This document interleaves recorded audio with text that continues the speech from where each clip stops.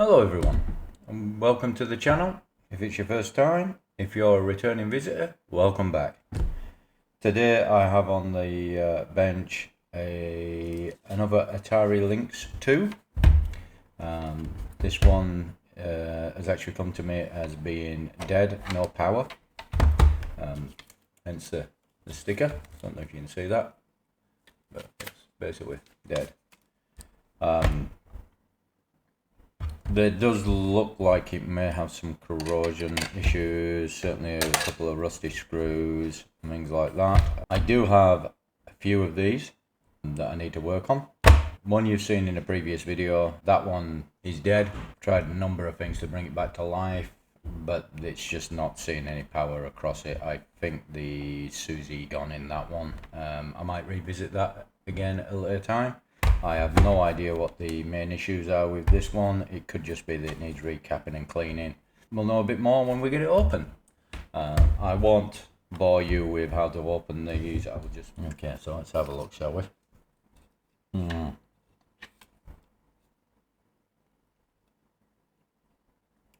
It does look a little bit chewed up, doesn't it? I mean, there are obvious signs of some sort of water damage or liquid damage here. There's looks like corrosion around here. Turn it over. There has definitely been work done to this. This has been replaced. I think this has been, somebody's tried to recap this maybe. So before we go any further, we really should test this. I don't really want to plug a game in until I know the power circuit's alright. If I clean this slot up, I should be able to inject 5 volts from here into this and see if I'm actually getting anything anywhere on here at all. Because it could well be that we need to replace all of this lot. But there will be no point if we can't get something. I have not, these are definitely not the original capacitors, and this is definitely not the original diode. It may have even had some work done to this lot, but let's give it a good clean first. So we'll get our IPA out.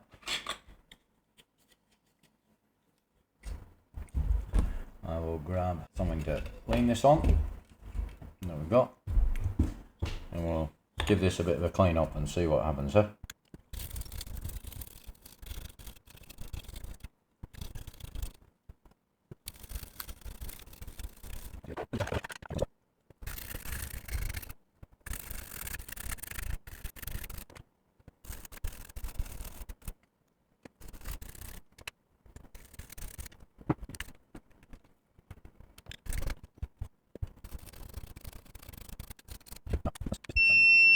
We've got continuity here.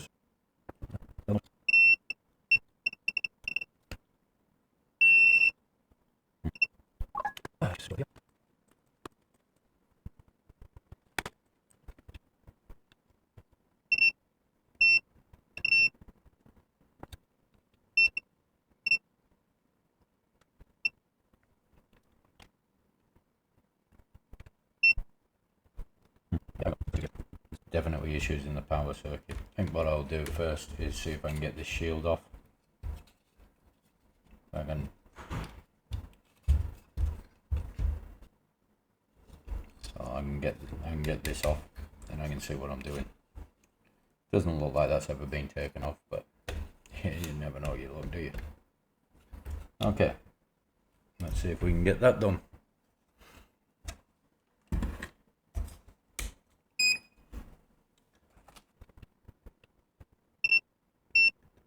Two hours later. What this will allow us to do, hopefully, bridge these two here, which will trick the system into thinking. I do dislike those shields. Oh, there we go. Alright. That's better. Hi, voiceover me here. Unfortunately, while recording this, I didn't realise that my microphone is switched off.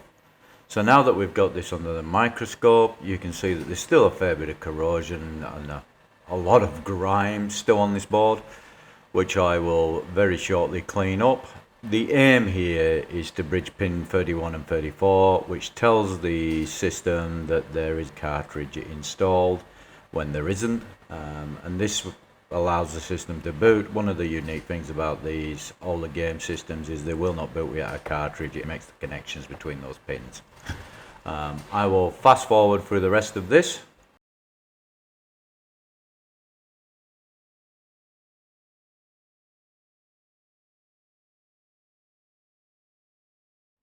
Going to run a couple of little tests on this and see if we actually have any life in this whatsoever.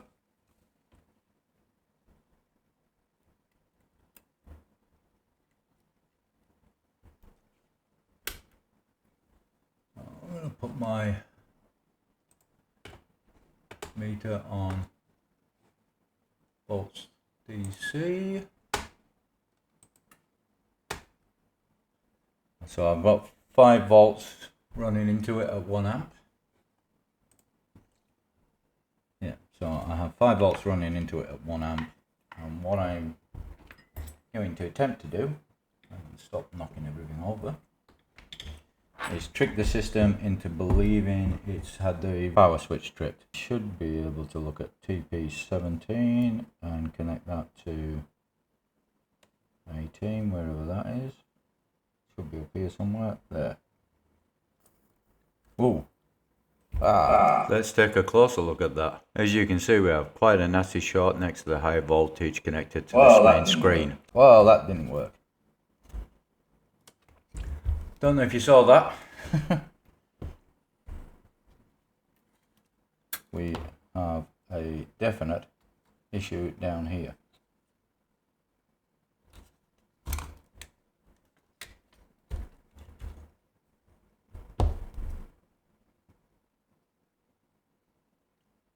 So let's get the microscope in and have a look. When I got this under the microscope, you can clearly see the scoring that has occurred due to the short right next to the high voltage connection for the screen. In the end, after cleaning this up and going over it with a fiberglass pen, I had to take this connector off to really get in there and clean underneath it as well, and make sure that the trace was fine. I'll just speed through this, but I think this was the main issue with this board beyond the corrosion.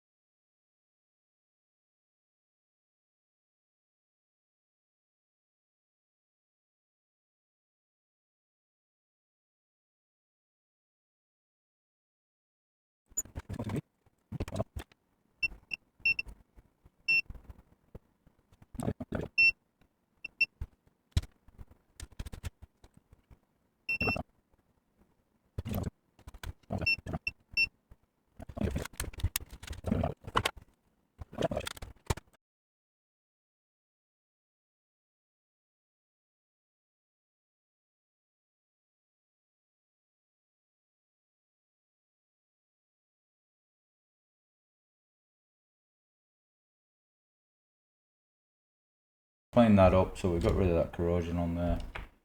There is still corrosion on these battery terminals, but we'll worry about that in a bit. So if I click that up there now, switch that off for a second. Put that one on there. Switch that on.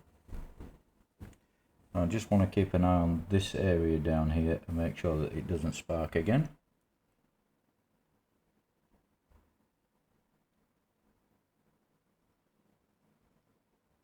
Oh, and that is a much healthier draw. And no sparks. Let's see if we have our voltages now. We should be able to go from here to here. Oops. Well, would help if we're not in continuity mode, wouldn't it? Let's put it in voltage DC.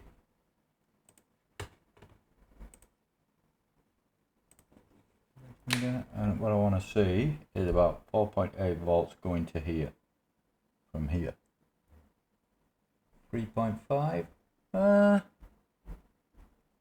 That's not too bad.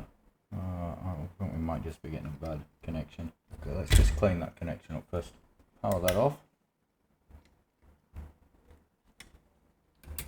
I'm just going to clean up these terminals a bit.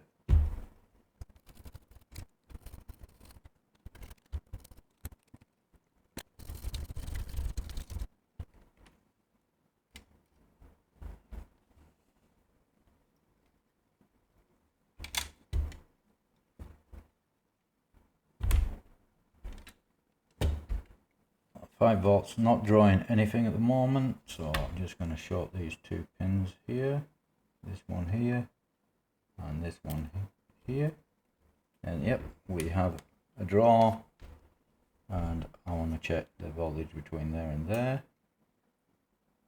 4.1 volts DC. Yep, so power regulator is working fine. Okay, going to increase this 5.5. Short these out again.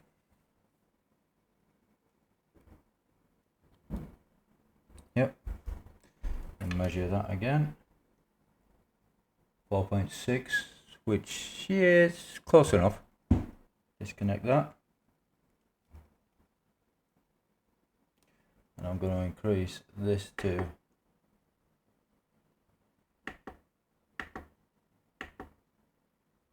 back. Set this one up to 6 volts and just test that again. Yep, I'm getting a 1.9 draw amp and ooh, no, that's not good. Should be 1.8 to 5 volts, 1.8 to 5 volts, which is right, just within tolerance. From there, I should now be able to increase this very, very carefully, keeping an eye on this, making sure that stays within that parameter. So this is now, sorry, 6 volts, 7 volts, 8 volts. Whoa, it's just going over there. And that's 9 volts there. So that's probably just safe.